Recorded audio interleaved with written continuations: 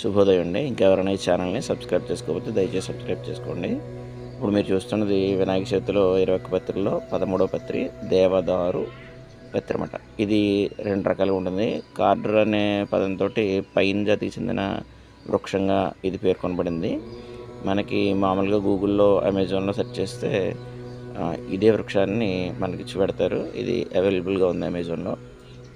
శీతల ప్రాంతాల్లో మాత్రమే పెరిగే మొక్క ఇది.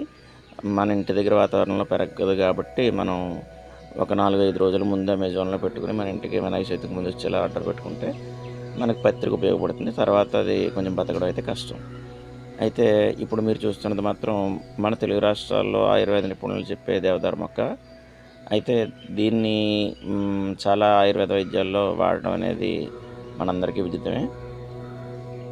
ప్రస్తుతం 2 రకాలుగా ఉన్నాయి కాబట్టి 2 అవైలబుల్గా ఉంటే 2 తెప్పించుకోండి. ఫస్ట్